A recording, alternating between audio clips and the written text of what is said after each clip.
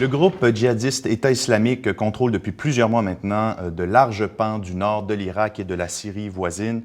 Les Américains ont répondu début août avec des frappes aériennes en Irak qui se sont étendues le 22 septembre à la Syrie. Les États-Unis ne sont pas seuls puisque l'effort de guerre réunit une quarantaine de nations, dont le Canada et plusieurs nations du Moyen-Orient. Mais la mission qui exclut formellement jusqu'à présent des troupes au sol est-elle appropriée et apte à enrayer la menace posée par ce groupe djihadiste? Pour répondre à cette question, j'ai avec moi aujourd'hui Valérie Amirault, qui est professeure de sociologie à l'Université de Montréal. Bonjour Valérie. Bonjour. Et Olivier Schmitt, qui est postdoctorant au Cerium et spécialiste en études stratégiques. Bonjour Olivier. Bonjour.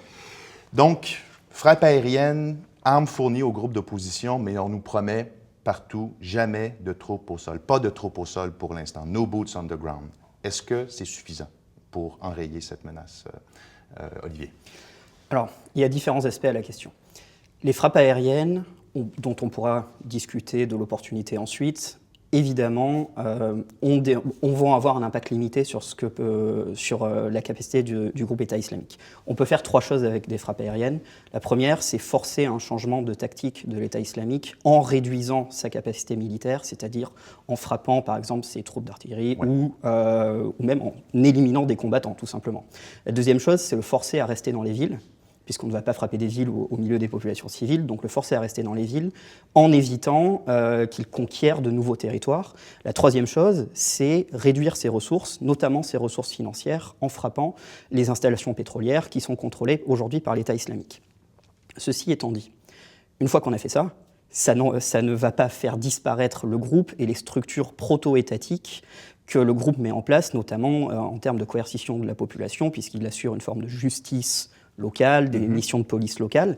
Donc, sans troupes au sol, à un moment ou à un autre, la situation va se tasser, sachant que de toute façon, ça ne résout pas le problème politique fondamental de l'émergence de l'État islamique, qui est un contrat social en Irak entre chiites et sunnites qui a été rompu, notamment du fait de la politique du Premier ministre Maliki, et en Syrie, qui a quitté le pouvoir, et en Syrie, le contexte de guerre civile. Je veux dire, sans résoudre ces problèmes politiques de fond, on peut contenir l'État, mais c'est le maximum qu'on puisse faire avec les frappes. Donc on amoindrit, on contient, mais on n'enraye pas. De toute façon, on ne peut pas régler les problèmes politiques comme ça avec des frappes militaires et des frappes aériennes. Et ça, c'est quelque chose que les États-Unis et les Occidentaux ne peuvent pas faire, parce qu'on ne peut pas régler les problèmes politiques pour les Irakiens ou pour les Syriens. Bien. Valérie, je vous pose la même question. Oui, alors la réponse là, de mon collègue est très très précise et très spécifique. Moi, je pense qu'il y a aussi une manière de regarder ou de répondre à votre question qui consiste à d'abord se demander, mais quel est l'objectif finalement? Quel est l'objectif de cette intervention Comment définit-on la mission exactement? Alors, la définition de la mission, son appellation, sa médiatisation, parce que je pense que c'est quelque chose là sur lequel on a beaucoup de recul. C'est quand même pas la première fois que les États-Unis partent en guerre dans un pays de cette région-là. C'est pas la première fois qu'ils le font dans cette zone-là en particulier, donc on a du recul. Et là, ce qui me semble assez phénoménal, c'est qu'on soit enlisé sur le plan de la lecture de l'entrée en guerre des États-Unis, dans le fait que cette fois-ci, il y aurait eu des précautions institutionnelles prises, le président Obama aurait eu cure de se soucier de son Congrès et des organisations internationales, donc de ne pas partir seul au combat. Mais en même temps, si on regarde le fond du discours, la thématique est exactement la même que celle de 2003, c'est-à-dire que le combat, c'est la lutte contre le terrorisme. Et moi, ce qui m'intéresse dans la réflexion sur l'adéquation entre les moyens et la finalité, c'est de se poser la question de savoir qui vise-t-on, que veut-on et comment compte-t-on y faire. Et sur ça, la coalition, que ce soit les Américains ou les États engagés, n'ont pas une programmation, n'ont pas une lecture très très claire. Et la raison pour laquelle ça me préoccupe beaucoup, c'est que précisément la question qui se pose là de manière très crue, et on l'a vu émerger dans les journaux récemment, c'est de savoir est-ce qu'on se contente de frapper sur le plan aérien ou est-ce qu'on envoie des hommes? Et à mon sens, la question de l'envoi des hommes, elle soulève immédiatement une réflexion sur la réalité de l'adversaire face auquel on souhaite avec lequel on souhaite engager la bataille. Donc toutes ces réflexions à la fois stratégiques et militaires ne peuvent faire l'économie, et là je rejoins mon collègue, d'une réflexion un peu plus poussée sur la finalité de la chose, pour une raison simple, qui est qu'en 2003, on a quand même en 2014 10 ans d'expérience sur un échec. Mais au départ, comme vous le dites, c'est définir la mission adéquatement ou de façon précise. Donc, est-ce que c'est du contre-terrorisme, donc se protéger contre l'élément strictement terroriste de la chose, ou est-ce que c'est stabiliser la région qui est une mission un objectif beaucoup plus large. Et ça, Olivier Schmitt, vous êtes d'accord? C'est quelque chose qu'on ne sait pas.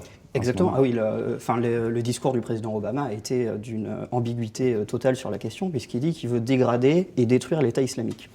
Enfin, moi, je ne sais pas trop ce que ça veut dire, parce qu'une fois de plus, détruire l'État islamique, à un moment ou à un autre, ça ne règle pas. Ça veut dire qu'on veut régler les problèmes politiques, mais comment? Enfin, je veux dire, on ne peut pas, à un moment ou à un autre, refaire encore une fois la gouvernance irakienne, après l'avoir détruite en 2003, après l'avoir mise sur pied vaguement en 2008, puis on va encore le refaire en 2014. Et l'avoir laissé pour compte, c'est une critique qui est assez souvent formulée, c'est-à-dire qu'après avoir renversé Saddam Hussein en 2003, surtout sous l'administration Obama, on a voulu se retirer le plus rapidement possible en laissant l'Irak finalement à elle-même.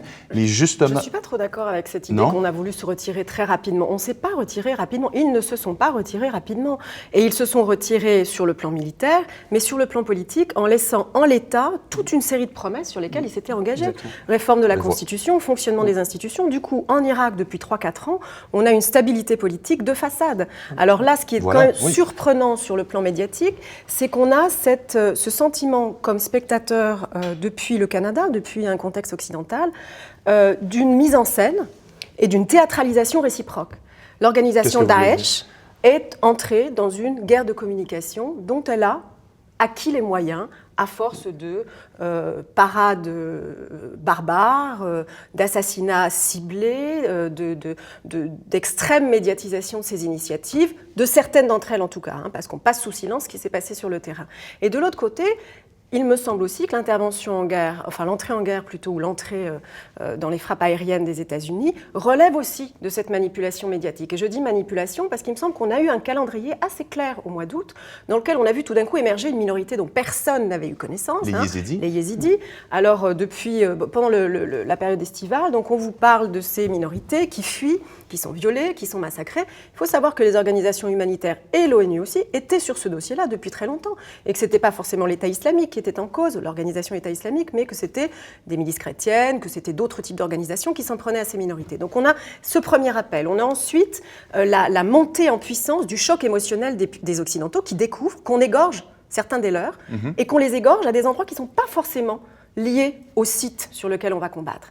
Et cette montée en puissance d'une lecture médiatique du conflit, elle me semble être une matrice dont on ne peut pas nier la puissance et le pouvoir de justification pour expliquer pourquoi les Américains entrent en guerre. Mais vous parlez de manipulation, mais est-ce qu'au contraire, parce que la manipulation suggère qu'on a un contrôle, une prise sur le message, sur ce qu'on fait et qu'on sait exactement où est-ce qu'on s'en va et qu'on manipule finalement des ficelles dont on a le contrôle.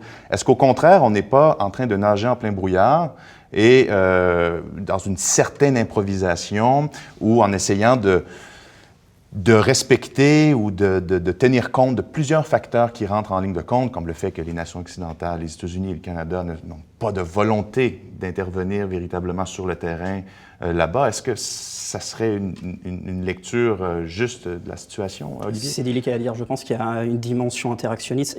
Moi, je ne comprends pas, par exemple, pourquoi l'État islamique a attaqué les Kurdes à partir de juin-juillet. Je veux dire, stratégiquement, il n'y a pas de logique à acquérir plus de territoire.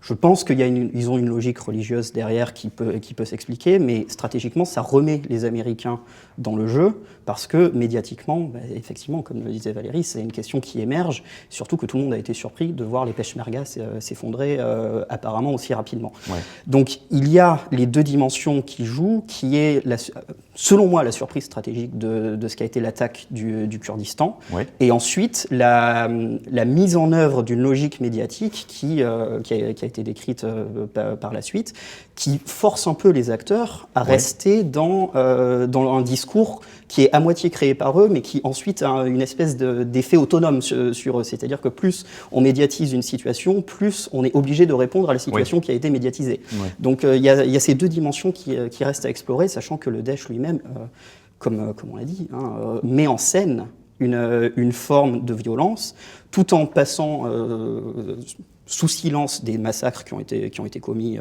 par le groupe, mais met en scène une violence spécifique contre les Occidentaux pour faire surréagir. Le but étant évidemment, Daesh rêve que les Occidentaux envoient des troupes au sol. Pour l'enlisement.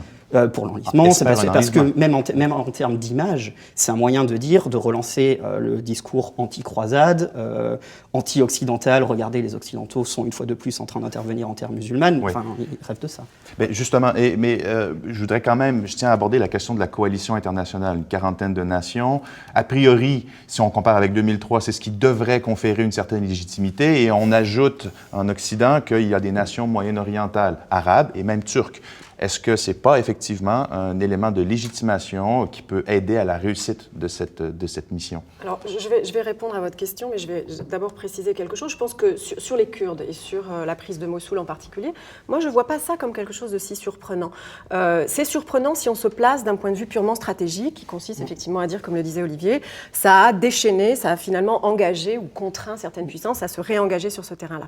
Mais si on regarde, si on se place dans la rationalité de Daesh, la rationalité, c'est quoi? C'est une présence territoriale. C'est la première fois qu'une organisation avec ce type de message a une assise territoriale, qui est relativement importante, 35% à peu près de la Syrie, dans des zones dont on oublie aussi de dire que ce sont des zones désertiques, que ce sont des zones qui ont été, et c'est le cas notamment de la partie où se trouvent les Kurdes, qui est une zone qui a été complètement mise à l'écart de la réflexion américaine en Irak. Donc ce qu'on voit apparaître là, c'est le fruit du délitement de la notion de souveraineté, d'intégrité du territoire et de son gouvernement, d'une gouvernance qui puisse permettre à des minorités d'y trouver leur place. Et ce délitement-là, il fait le jeu d'une organisation comme Daesh.